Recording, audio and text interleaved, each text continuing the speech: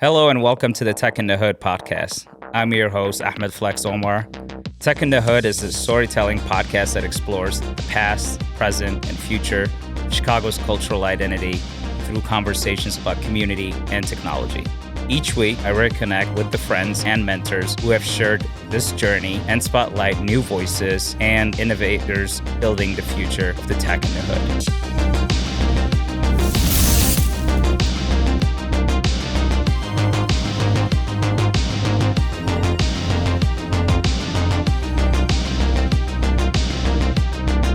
Welcome back to Tech in the Hood, the show that brings you all things art, business, culture, and of course, technology.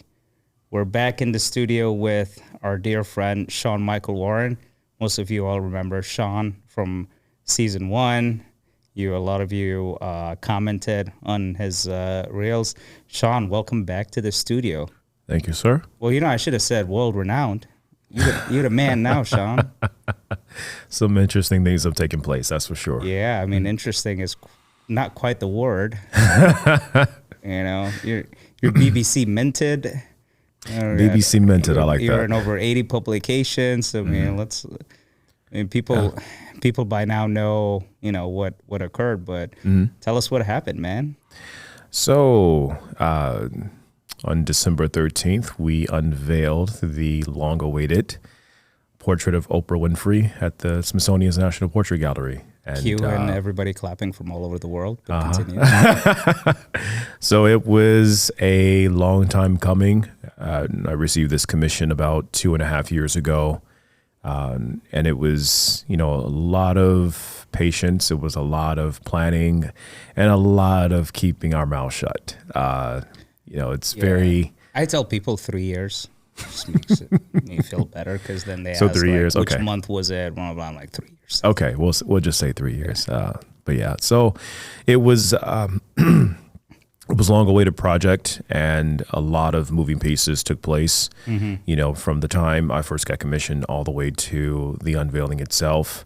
And for those that have seen it, in whatever part of the world they're in, it's a lot of stories behind that, and what led to it, and the planning around it, and it's to be in the center of all of that is just really, really something. And now having some time being removed from it, I've had some time to really reflect and to look back and to actually be in a state of gratitude with all that has happened, and everything that led to this point, and then everything that has transpired after it.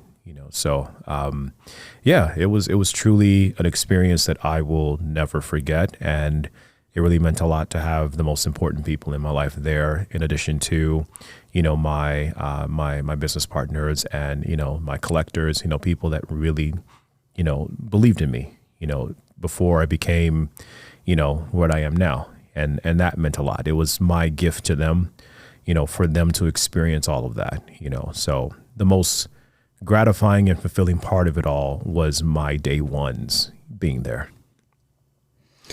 Yeah, I mean, you titled your speech "A Love Letter to My Village." We're going to get to that, but I want to know, what did you feel at that exact moment when you and Miss Oprah Winfrey both took out the veil of the piece? For me, it was relief. It was finally, this moment is here. There has been, like I said, there's been a lot of waiting. There's been a lot of anticipation for it. By the time we dropped the veil, there was just complete relief for me. And Did I you hear know the screams? At first I didn't. Like when that curtain dropped, it was kind of like a blackout moment for me. I was fixated on Miss Winfrey's reaction, to the point where I tuned out all the noise. And I didn't even know the screams were that loud until I watched video well after the event was over, So, it was really interesting in that moment, because it was as if, and I have these moments where, I create a work or something is, very, something that I'm doing is very publicized. I have these moments where it's as if mentally I've tuned everything and everyone out. Or if I'm fixated on one thing, everything else just does not exist in that moment. So I just became deaf to the screams in that moment, and seeing her reaction, that gasp, and just that picture that went viral, the one that went viral, right? Yeah. So to see her reaction, and to see that look of shock but joy. She stood at it for a minute. That was a very gratifying reaction, and one of the most. And it was our first time seeing it. It was, and people kept asking. People kept actually asking us throughout, like, has she seen it? What did she think about it? And I said, she hasn't seen it. Wait, she hasn't seen it? Are you sure? I said, I'm pretty sure she hasn't seen it. I don't think she'll see it for the first time until the day of. So. What's funny is, as we're walking to the portrait, she said, I haven't seen it. And I said, for those that kept asking, there's your answer, So to experience her first reaction to it, that was really something to see. It takes a lot of trust to, number one, put into someone to capture your image, your likeness, your essence, but also it's another thing when that person that is, pretty much depicting your likeness on canvas, it's another thing to trust them with how they view you too, because they are putting themselves in it as well, and how they perceive you, how they think of you. It's a part of the narrative of the artist and the muse. You think of different iconic portraits throughout history where, a muse or the model is depicted a certain way. They're given prestige. They're given this sense of, beauty. There's something about them that, the viewer can't take their eyes off of. And you have to credit the artists that captured them in that moment. It leaves different feelings of, wonderment, mystery. You think of the Da Vinci painting of Mona Lisa, which is one of the most mysterious, iconic works of art of all time. There's like, who is she? What's her story? What is, this whole like mystery behind her, and behind, why Da Vinci painted that portrait. It's all a part of, that canon of art history and the art of the portrait. And those are some of the elements I thought of when, I discussed this whole thing with Miss Winfrey initially. I asked her, how did you want to be depicted? And not towards us, but towards the generations that don't exist yet. Oh, you mean when she was calling you when we were having dinner or lunch at Carmine's in Chicago? Yeah. For sure. So, when we had our initial talk back in May of 2021, that was one of the initial questions I really wanted her to ponder on, because if you think about world history, you think about art history, the portrait is a lot of people's window into a person's life, and their deeds and their time, here on earth. And one thing I wanted her to understand is that long after we're gone, there are going to be generations that come along where that portrait is their first introduction to her. So, to see how she reacted to it, and to how the crowd reacted to it, and even how the world reacted to it, it's been really something to see. But I am, truly honored to have been the one tasked with, capturing her image and likeness. And, this is our gift to not only the Smithsonian Institution, but to, generations now and later that will be able to experience that piece within the National Portrait Gallery. That's amazing, man. So I know you talked about the first time, she saw it. Mm-hmm.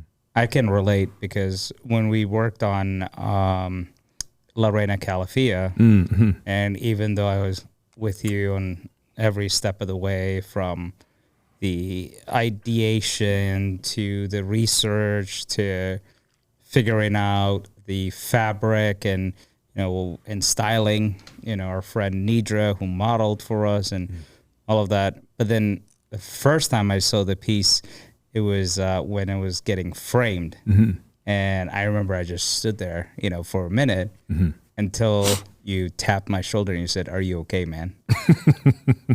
You were there for a minute, and I remember that day we actually had to select the frame for the piece, you know, and good choice, by the way. I think it really works perfectly with the painting. But Yeah. I'm like, no expenses are going to be spared on this one. of course not, of course not. But you know, this is going to Madrid to the ambassador. yeah, and that's the overall point of doing a work of art. You want people to stop and stare and have that sense of awe and wonderment. And you know, I don't profess to be one of the greatest painters ever, but I will say that, you know, to be able to create work that does move people, you know, that we does. need a Surgeon General's warning in your case, because you know, someone has a particular condition.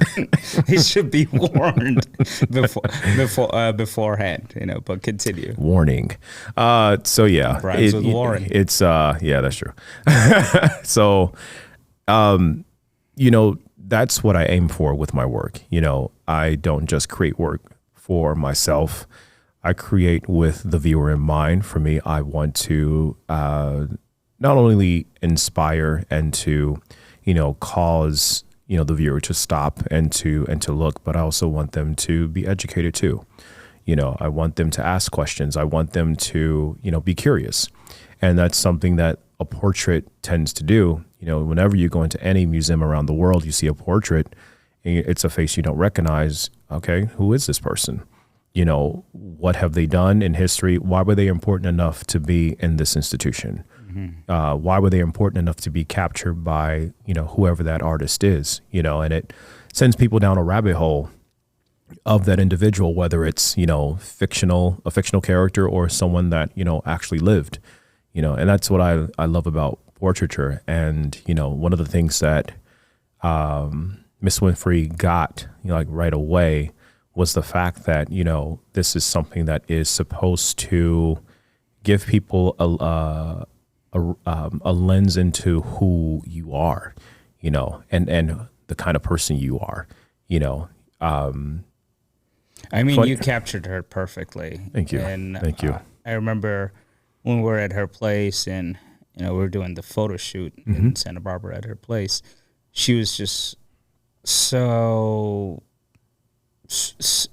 playful, you know, so kind. I mean, I was nervous, you know, because we didn't have and I was in work mode, so I really wasn't doing a lot of smiling or anything. Yeah, oh, for sure. No, what's funny is we have her on camera telling you to smile. Yeah. You know, and it's like she said you gotta loosen up. You know, so it was fun. That was hilarious. You know, but I was wearing big Hollywood glasses. I'm like, she's not gonna see my eyes. Yeah, but because we didn't have a pre-production, you know, meeting, really just landed LAX, picked up Darius. Yeah, went straight to Santa Barbara. Yeah. Right. So we're literally, and that was my first time meeting Darius. We get to know each other, blah, blah, blah, trying to figure out how we're going to, you know, run this shoot and, you know, so on. And God bless, man. Like, you picked the right guy to capture her, you know, essence, which is funny is because both of you captured her essence. You know, one with the lens, one with the brush. You know, your mom gave Darius a special name, the Apostle of the Lens. What's so interesting is we actually met. We met because of Nidra at a Grammy party in 2016. She goes by Lorena Calafia. She's Calafia. She's Queen Calafia now. So, yeah. but yeah, we met because she walked up to him and just said, "You look like somebody we were supposed to know." At a Grammy party. At a Grammy party, 2016, and you know, about half an hour goes by, we're having conversation, and you know, find out he's from Chicago. Actually, the way we found out he was from Chicago was when we were exchanging numbers, and he started 773. You're like, wait a minute, you're from the crib, you know? So from the crib. So then it was like that whole Chicago element just like, you know, really hit, you know, and we we hit it off like instantly. But the one thing I noticed about him, and this was around the time he was just really starting the Carter's Touch. He was, I just would see him do a lot of like shooting. I had been on a couple of shooting projects with him doing B-roll footage, and I would just look at his images. I'm like, dude, like you're more than what I've seen photographers do. Like, you are an artist, and the way you capture life is distinct from what I've seen other photographers do. So over the last 7 years, I've seen him just really continue to refine and master, the craft of photography. And now he's actually going into fine art as a photographer. His evolution has really been something to see. So when it came to this project, there was nobody else. There was nobody else I considered, And one thing about him, he understands my creative approach.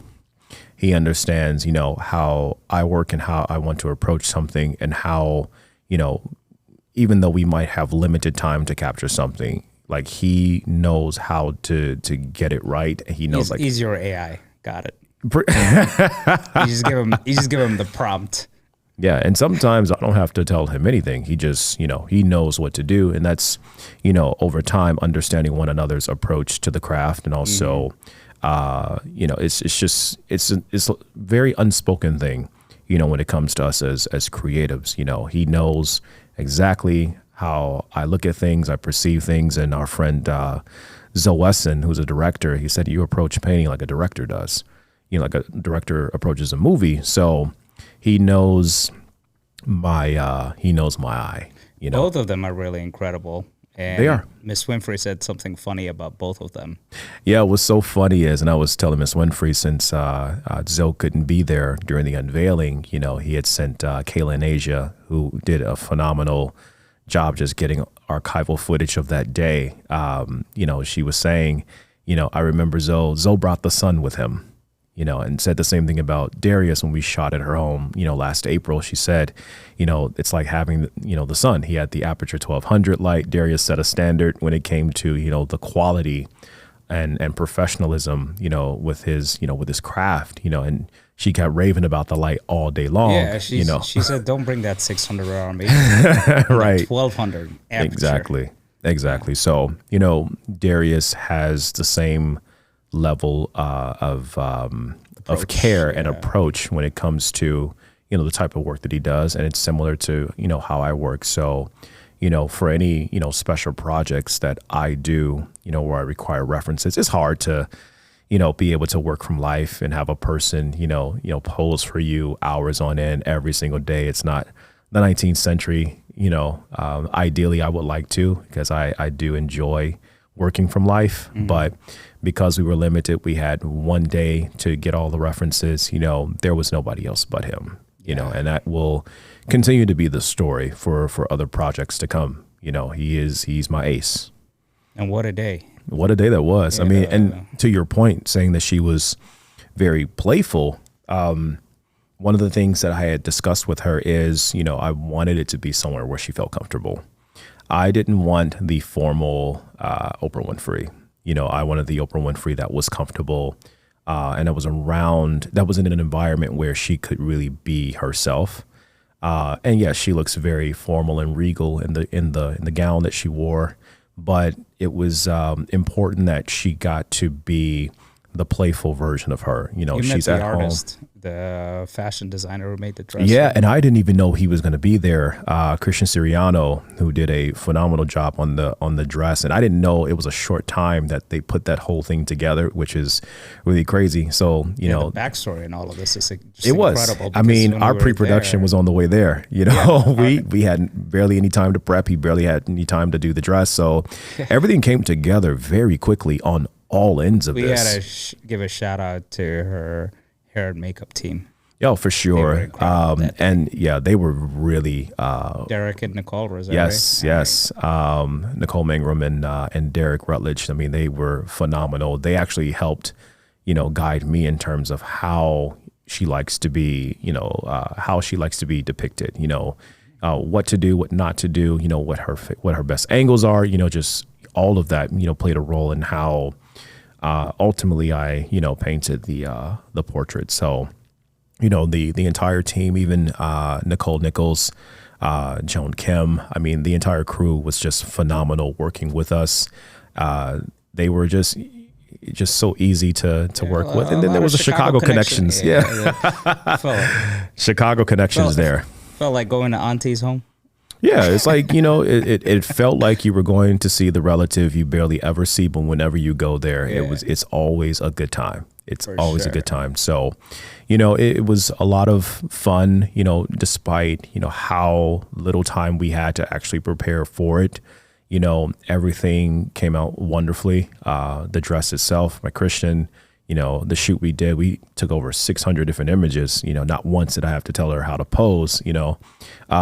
She was just herself, throughout, and that helped. So that creative synergy was there, the entire time. So it's funny when we were at the brunch after the unveiling, and she was telling the backstory to our family members and our friends that were there. She talked about, how much she trusted you throughout the whole process, and she didn't call once and bother you. And one thing she said is when she saw the mural in Chicago, you got her nose right. And that was it. Yeah. And out of, with the backstory with, and we're going to, actually, this should be my next question, is she looked at a lot of artists. The Smithsonian have been trying to get her to commission, and they'll commission the artist, but to pick an artist, right? And she gave a number. I'll let you tell us what that number is, how many artists she looked at. So if you could give us that answer, and also like how did the commissioning happen? What's the backstory there? So this whole thing was over the course of some years. And she said she looked at, I think, 227 artists, 227 artists in total. And she was looking at them in groups, and for her, nothing was really grabbing her. And over time in 2020, I was commissioned along with a few other artists, Anna Murphy, Jane Barthas, Calvin Strauss. We were commissioned by LeVar Horde and Beeline Projects to do this mural in West Loop. And the developers, I think it was John Buck, Lend-Lease, Intercontinental, they were wanting a mural on their new property at the time. It was being put up and it was going to open during COVID. And it was called Port Apartments. So when LeVar had presented a concept where, it incorporated the portrait of Miss Winfrey, specifically from the Hollywood Reporter shoot that she did in January that year with Reuven Fandor, they jumped all over it. They said, yeah, of course, we would love to, do this, because number one, there was nothing to commemorate her time there in West Loop. The studio had been demolished, and new properties were built in West Loop at that time.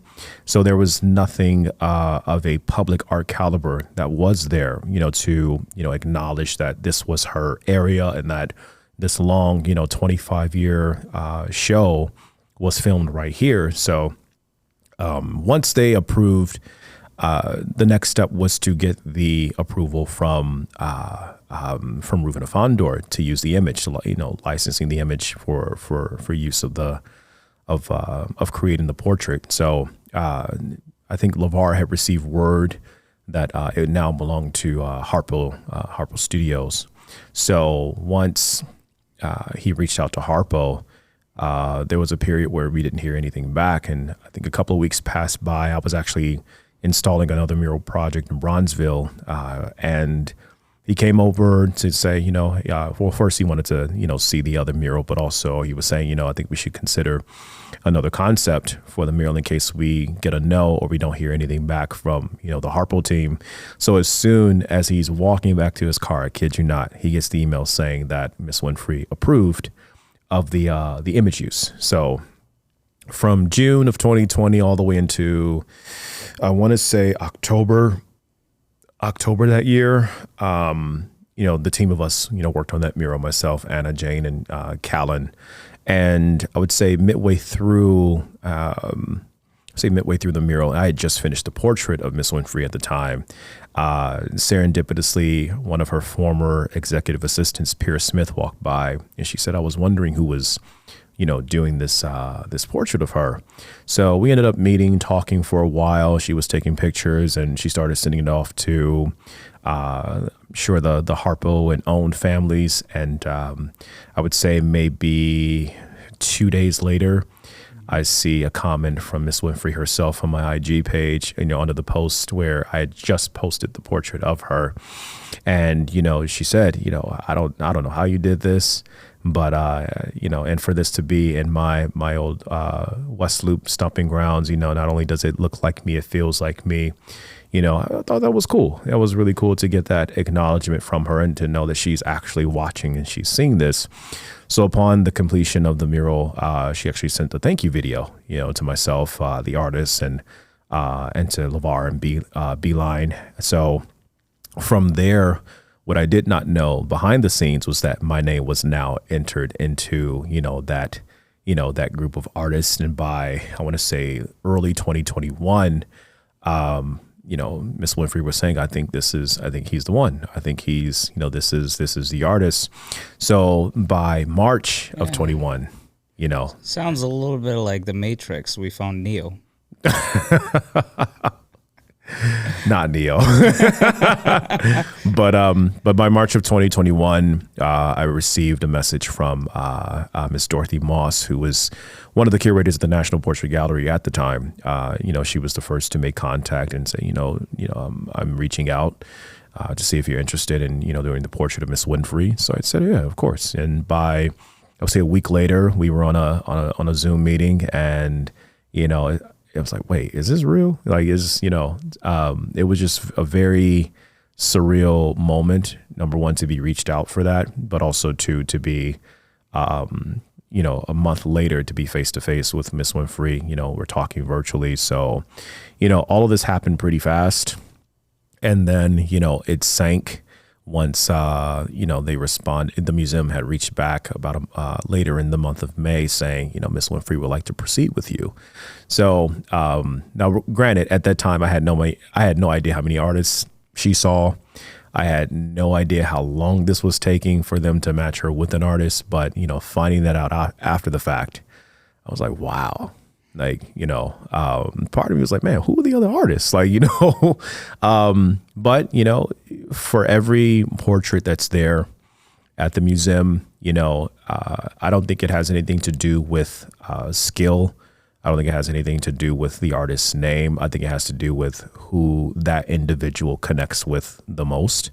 And, you can see that in the wide range of portraits that we've seen at the National Portrait Gallery, especially in the last, 5+ years. You see a wide range of, different artists in various styles. And, that was who resonated with that individual person, So, for her to select me amongst a group of what I would assume are some really great high caliber names in the portrait making world, in the art world, it was truly humbling to get that, That's incredible, man. Mm. Now, talk us a little bit through your process when you're creating the portrait. Mm-hmm. Remember that first day with the blank canvas at Loyola's Museum of Art, a private room? Yeah. So my process is, like I said, I wish I could work from life more. Maybe there will be times where I can, go back to that because I really enjoy doing that. There's something about working from life that you really can't get from photography. It's a little tougher when you're trying to bring life back into a static image as opposed to something that has movement to it and you're right there with it. You see that, three-dimensional form in front of you. But when it is photography, take a number of different images. Like I said, we took over 600. And although we came across one pose, all the other images still played a role in, actually, drawing certain things correctly, the foreground and background of the piece. So I do a series of sketches. I do a series of studies, not just of the composition itself, but also different parts of the piece. I did a number of hand studies, just doing drawings of her hands holding the olive branch. You do.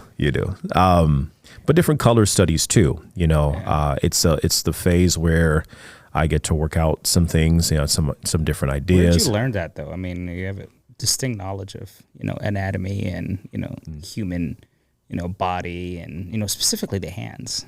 So where'd you learn that? And hands used to be one of my weakest areas. I dreaded drawing and painting hands. Hands were they were a nightmare for me, including portraits.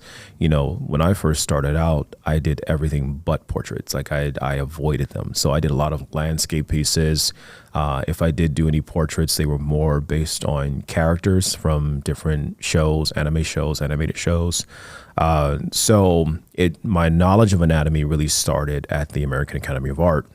I had a really great anatomy teacher, Kristen Mount. That was my introduction to, the anatomical figure. So studying, how the body moves, bone structures, the entire, anatomy of the human muscle, like every muscle in your body and how it turns, how it moves, the nerves in your body even. I mean, I started to learn that, during my beginning years there at the Academy. And then when I reached the Florence Academy of Art in 2008 in their intensive drawing class, they further went into, really causing you to understand the human anatomy. And so I credit all of my knowledge to both schools, because that's really a big foundation as to how I've been able to really, better depict the human figure in its correct proportion, the movement of the human figure. I mean, it's been a lot of knowledge. Excuse me. A lot of knowledge that I've been, given. So, and also too, taking the bull by the horns and doing the studying myself, post college, and continuing to study other artists, both past and present, but also, reading books, doing exercises, doing sketches of, just a skeletal structure, doing sketches of, these contour drawings where there's a lot of movement with the figure. We used to do these drills in my anatomy classes where a figure would pose for 30 seconds. So you have to capture the entire figure, with this continuous contour line drawing, so I credit a lot of where I am now to my schooling. It's been completely invaluable. It has been a really big factor into why I am where I am now. And mind you, I have a lot that I still have to learn.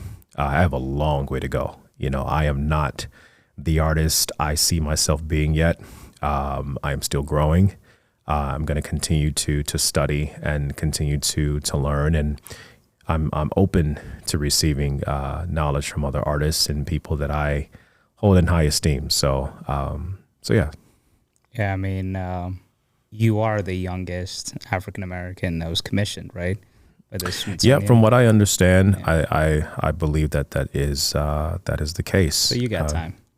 I have time. You're good. My next question for you is what was the most challenging part about the process of making, the piece? Was it the dress? It was mainly the dress.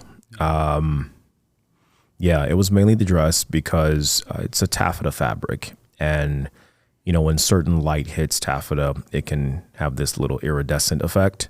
So during the daytime, I was going back to some of the video footage that we captured, the day of the shoot, and how whenever she would move, because we had two different light sources, we had the aperture, but then we had the actual sun. Mm-hmm. This effect would happen where some parts of the dress looked more red than purple and those little blues that are in there. So I did that. God, I did maybe about 4 or 5 different layers, on the dress. I would say that was the toughest part. I spent the most time on the dress than I did anything else on that portrait. But yeah, it definitely gave me a run for my money. That's for sure. But other than that, everything else was pretty quick. The portrait itself was pretty quick. The garden was even, pretty. I'd spent less time on the garden than I did on the dress, So yeah, I for sure. And it was no ordinary garden. No, it was not. And, I know that there have been questions around, why is that tree prominent? Why is the garden highlighted the way that it is? It's because, that is her prayer garden. And, she even told us when we went to shoot there that that's her most vulnerable place, like on earth. Like that is where she does all of her praying and her crying and her, she is truly in her rawest form when she's there. And so for me, and to be there, I mean, it was a very otherworldly experience being there, being in that particular place. I avoided it. And I think you all remember this. I didn't want to shoot there. Mm-hmm. When I found out what it was, I'm like, maybe we should leave that alone, because I respect people's very vulnerable places like that. But she brought us there herself, and she said, you're probably going to get your best shot here. So, just being in that space, it was really something, and for me, the prayer garden was also a portrait itself. It was just as important as she was. Like 12 trees? Yeah. So the entire estate is called the Promised Land. It's a lot of biblical references at her home, but in her prayer garden, there are 12 oak trees, and you can see in parts of the portrait where, especially in the background, where the trees intertwine with one another. But the oak trees she calls the 12 apostles, which refers to, the disciples of Christ. So there's so many symbolic references in, that place. And funny enough, one of the articles, it was the BBC article that pointed to a lot of those references, and I was actually excited that somebody got that, so it was, it was a very interesting, thing to be there in this very peaceful pasture-like area of her home. It was very different than being in other parts of her home too. So, I just found it to be, very enjoyable just depicting the garden itself. The garden is just absolutely stunning. And of course, no painting or photograph can really match the beauty of what that space was. I can only do my best to show it, but you had to be there. You had to be there. It was spiritual. You truly had to be there.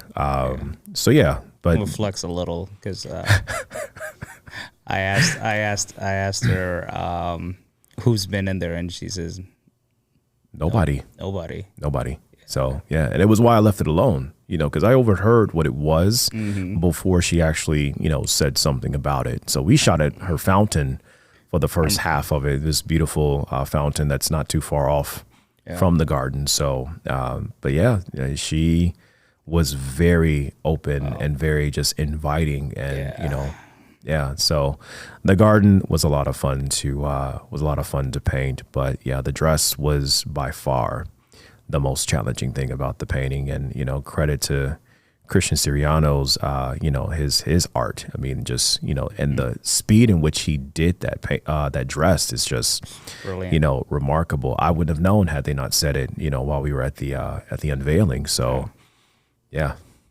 Was there anything that surprised you? Pivot a little bit during the unveiling. Were there any surprises that day? Not really any surprises per se. I would say that, I'll say this. I was surprised of how quickly it was just over with. Like, it happened and it was done. Like, it was a blur, So I had to go back and look at, videos. I had to look at, photos and, look at the things that I missed, but it was such a blur. It was so fast how quickly everything just, transpired. So I would say that, it's like you're spending the latter half of your senior year of high school getting ready for prom. Prom happens, prom was quick and it's over, so it was similar to that. Well, you two dressed for prom So the funny thing is when we landed in DC and we met up for the first happy hour, I made the joke that we're here for your wedding. That's what it felt like. And then I didn't even know she was wearing a white dress, which is so funny about it. I was expecting her to wear something purple because throughout the latter half of this year, all she's worn is different shades of purple, lavender, lilac, royal purple. Like I thought that she was going to come in with something, not the dress, but something along the lines of purple. And she came in with a white dress. That threw me all the way off. And I laughed at myself because I remember what you said. So, but yeah, it was cool. And I was in all black. So it just, it further made the joke. Yeah. We started calling you Shawn Michael Winfrey after that. And what's so funny, Don Kaposha, one of my collectors, he and Tommy Pegas, Don actually said, "What's the W for? Winfrey?" So that was actually it was funny. There were a few folks. Actually, another friend of mine texted me like, "Henceforth, this day forward, your name is Shawn Michael Winfrey." So that's funny. So we asked her about it, and she said that she's gonna wear purple again tonight because we were going to the screening of The Color Purple. So she said she wanted to do something different. Yeah. And I also actually liked that move. It threw everybody off. It was really cool. Everybody expected her to be in something purple. And then when we're actually in the small room where they had us gather before we went on stage, she walked in all white. I'm like, wait a minute. Okay. That's not what I expected. But I mean, regardless. But she also said the portrait, she's wearing purple in the portrait, so she knows what she's doing. Yeah, she does. Yeah. She does. So I like that move. Yeah. It was a great wardrobe move. So and the images support it, so it looked really, really awesome. Shawn, let's talk a little bit about kind of like your artistic practice in a different sense. When you're painting, do you have like a daily, routine? I know you like music. Can you tell us a little bit about that? I know that so many different people have their thing that they do before they start our work, but I really don't have like an actual like routine per se. Mine is simple. I usually pray before I start our work, and then I put on some jazz music, put on some house music. I may have a cup of coffee or a glass of wine, and that's it. I'm just working away. Just smooth. You're just smooth like that. So yeah, it's just simple, and I'll be like in a trance for hours just working. Sometimes it's easy to lose track of time, when you're really deep in creative mode. And, I can start something in the morning, and next thing I know, it's like 8 p.m. and, oh man, I haven't eaten. I haven't, done anything. Yeah, we remember when you were working on Calafia. Let's get this man out the cave. What was so funny was I was working, Calafia came during the time I was actually working on the portrait still, on the Winfrey portrait. And this was, I squeezed that into that whole thing. And it was doing two paintings at the same time. It happens, sometimes you get more than one commission. It's a good problem to have. Yeah. It's just a matter of, trying to balance your time between both. Yeah. But it was really cool because the BBC article referenced La Reina Calafia. It did. So sure. Worked out. It did work out for sure. And then what do you do for meditation? I mean, you mentioned you pray, man of God. Absolutely. And for me too, it's like sometimes I will just sit and just listen to music. I'll just sit and I'll have. Any favorite artists? We're going to tag people, man. Yeah, we're going to tag people. My brother has a very great meditative album where it's just him on acoustic piano, Power of Simplicity. My brother Anthony, that's one. I would also say Robert Glasper. I would say Kamasi Washington, Kurt Elling, just different jazz artists. I mean, I grew up on jazz, so of course that's, if my life had a soundtrack, it would be jazz. It would be jazz music. Boom, so got it. And then house music. I'm a huge fan of house. Chicago guy. House is the birthplace. Chicago's the birthplace of house music. So that's right. Shout out Frankie Knuckles. Shout out Frankie Knuckles. Rest in peace, Frankie Knuckles. So yeah, I would say those two genres in particular I listen to, and sometimes in between breaks, I'll just sit down. I'll just sit on my couch. I'll just do nothing. I'll just listen. I'll just listen to music. And, jazz music in particular plays a really big role in my thought process, my creative process, and just thinking of some of the greats, past and present, and just how they approach jazz like an art form, how they approach their music in a very expressionist way.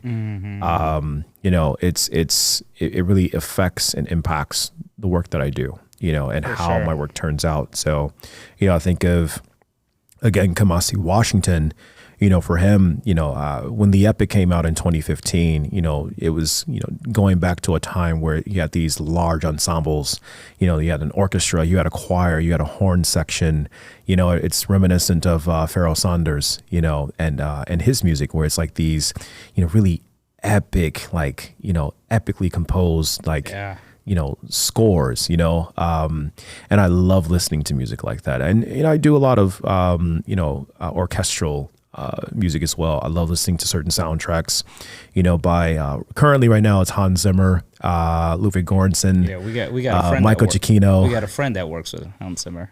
Yeah. So Mike Jones. Yeah, that's right. Yeah. So from Chicago too. So there's a lot of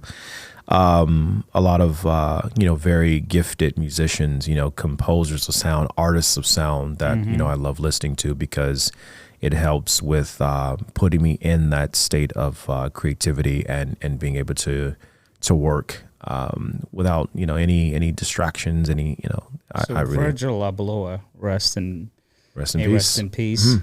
Started DJing at some point. You going to DJ, Shawn? I'll leave that to my brother. All right, fine. I'll leave that to my brother. Anthony's really talented. Yeah. Serenaded us a couple of times. For sure. Musical prowess. He's a producer for Lupe Fiasco. Yeah, that's correct. So dude knows what he's doing. I'll leave that to him. I know my lane. I remember when we all had that trip to Dubai. Came in and he was at the hotel. I'm like, hey man. Coming down to eat. I'm making music.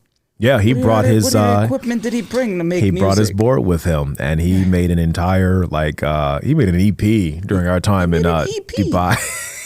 So, but it's that dedication to the craft, and that's one thing I really admire about him. Like he really is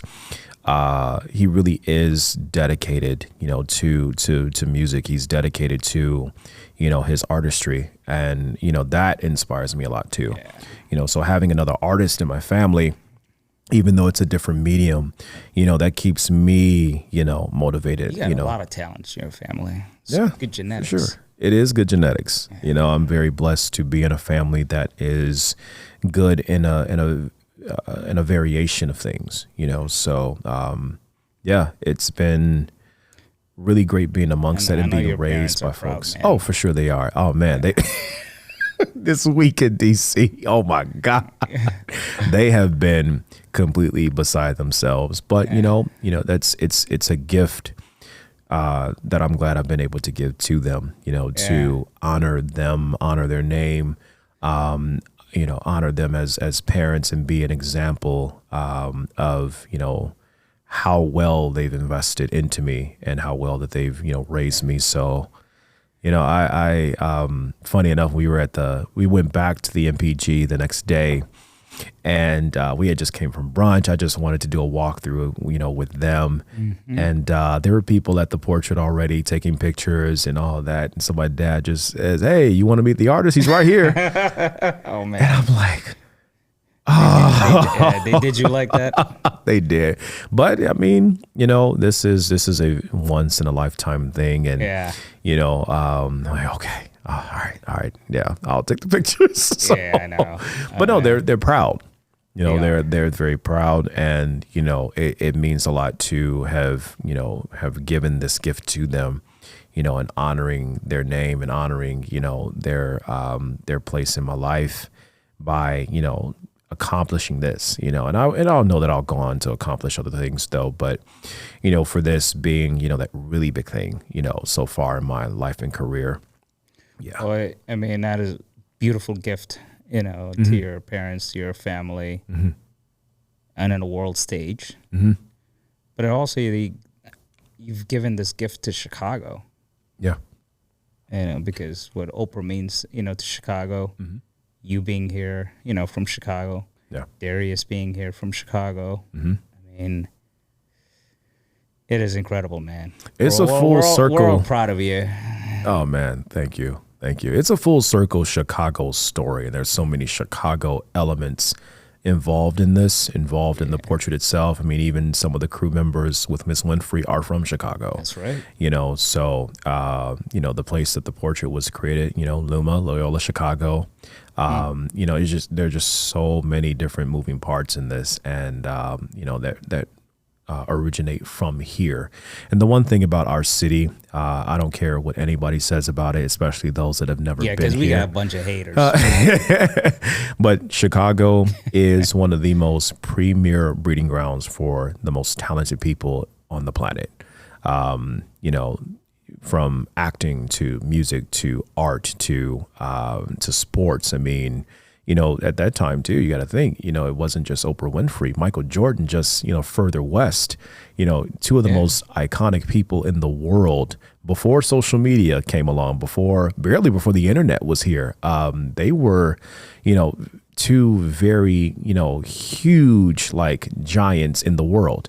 Obviously the third would be Michael Jackson. But yeah, I mean, you got to think the world knew who they were. Michael Jackson is from down the street, right? Gary. So it ain't far. We'll claim him too. Gary's a we'll claim him too. Suburb. But yeah, you had these three individuals that were globally recognized, very early on. And I mean, you grew up in Abu Dhabi seeing Oprah Winfrey. What's so. That was the only way I could calm my aunts down. Like when Oprah came on, it's like. Couldn't hear anybody say anything. So she's a pillar in pop culture, and she's an influencer before the internet. Yeah. So the original influencer. So all these other influencers, you didn't do it before the internet, right? There was no Instagram. That's there was the thing. Nothing. Yeah.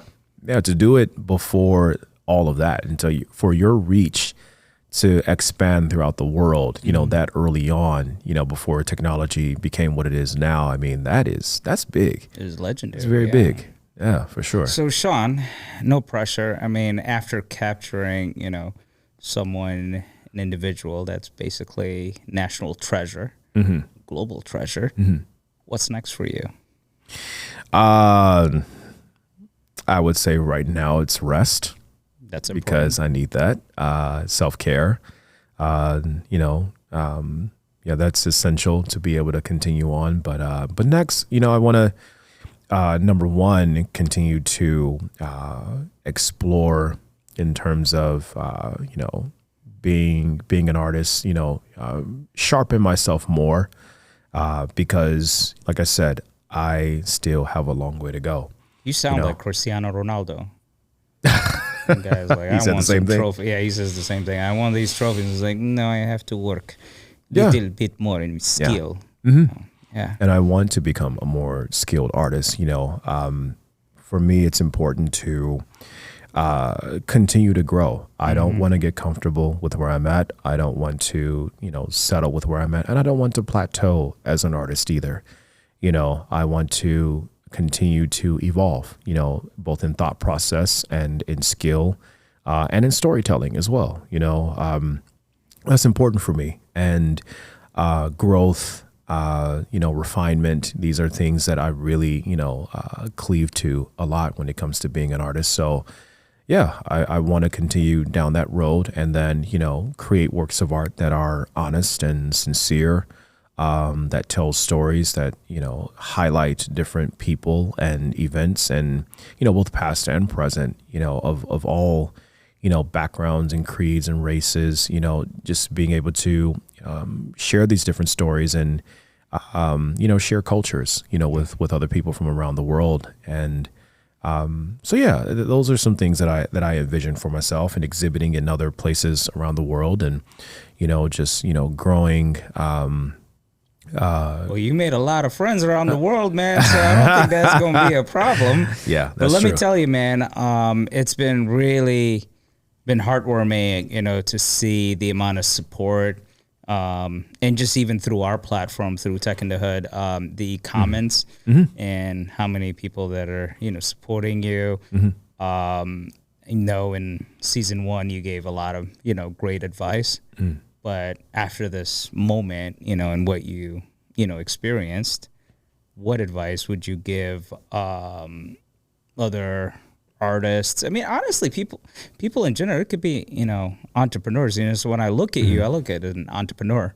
I don't look at just, an artist. And, to see you, shine at the Smithsonian, and for you, even when you were working with the team that was conserving, the piece, and you're working on varnishing the piece, and speaking to some of the Smithsonian commissioners and explaining to them, the chemistry that goes into, all of this. And all I hear was, we use 1/3 of the periodic table as artists, and mentioning the metals. And I'm like, I'm taking notes. I'm like, all right, this will be included in the master class. All right, there you go. That's incredible. So as humble as you are, and you thinking about, okay, well, I need to improve my skills, but man, you got skills, Thank you. so you're, the definition of moving in silence. And, letting your work speak for itself. So for me, it's been humbling and incredible to just sit there and just watch your journey, unfold. And man, you're young. You got you got a lot to gift, to the world. So I want to say thank you. Thank you. I'm speaking on behalf of all of Chicago. Thank you. I appreciate it. I now give the advice because I had to pick you up a little bit. At this point, and this is something I would say is a little more universal. Number one, you cannot do this on your own. It really, truly does take a village. And, part of my remarks that day was, making that known that this was not an individual effort. It took a lot for me to, number one, get that commission. But it took even more people, more things, more connections, more, just more things in general to, get here even. So you can't do it on your own. A lot of artists do not have that team, that group behind them to number one, protect them, to protect their IP, but also to protect their creative time. And, I've had a great team, between yourself and, Andrew and Khalil and Nidra and Joe. We've had so many great people, on board that has, number one, protected my creative time, but also protected my work and my IP.